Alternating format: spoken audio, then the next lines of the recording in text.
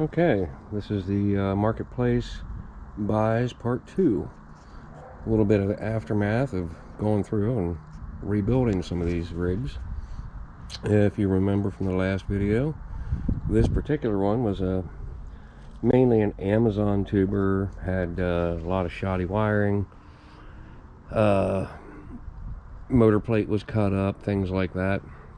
So I've tore it down, gone through and cleaned up the cut on that motor plate, put Desert Lizard shocks all the way around, took the Hobbywing Fusion out of one of the other ones and wheels and tires off one of the other ones, and gone through it trying to keep it to what it was with a few upgrades.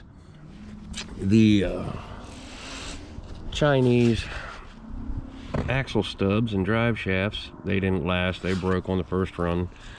I've changed them out to the old stock first gen axials, and it seems to hold up pretty well now, and it proves to be a lot of fun.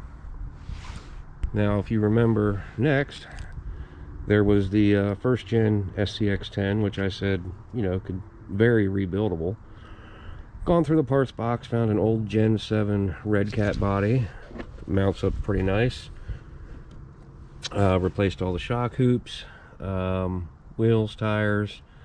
Found an Amazon bumper I cut down and made fit. Put a new Hobbywing ESC and RC four-wheel drive motor in it. And other than that, it cleaned up pretty nice.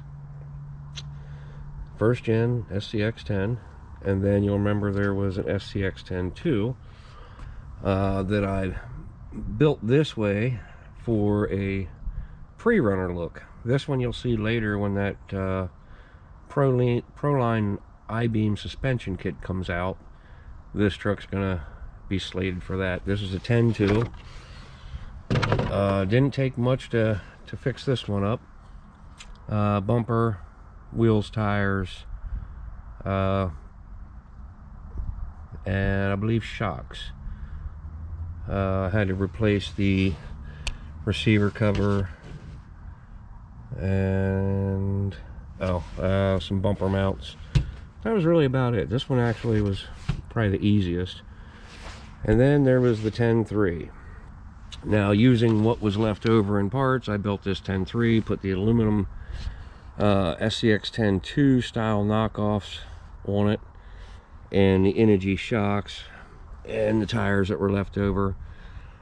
I'm not real happy with how high it sits. It looks like a damn monster truck by comparison. I will probably end up putting shorter shocks on it, making it proper, you know, on 1.9 beadlock wheels.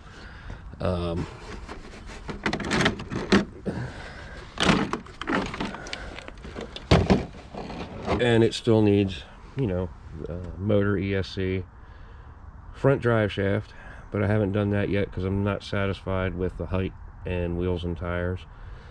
But there you go. You know, you saw the 5 on marketplace buys. Got a good usable tuber, a lot of fun. It's not legal for anything, but it's a blast. Stock SCX10, you know, pretty much restored except for wheels, tires, and body, but it looks good, it's usable.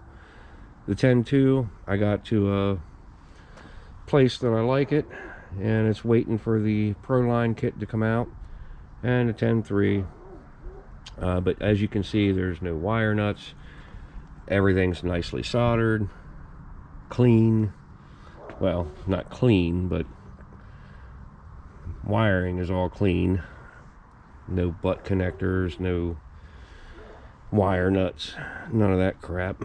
And you'll notice that there's not a whole lot of aluminum on these.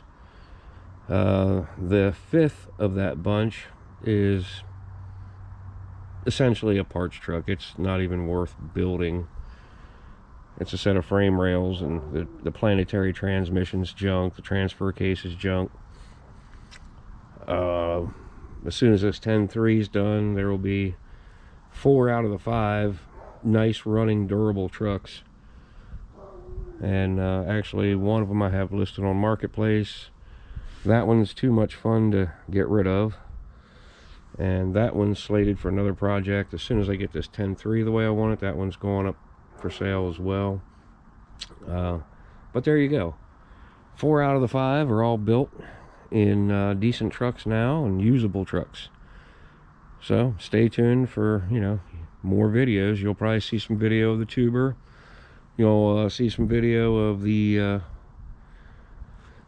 Proline conversion on the 10.2, and then we'll see what else we build. Thank you.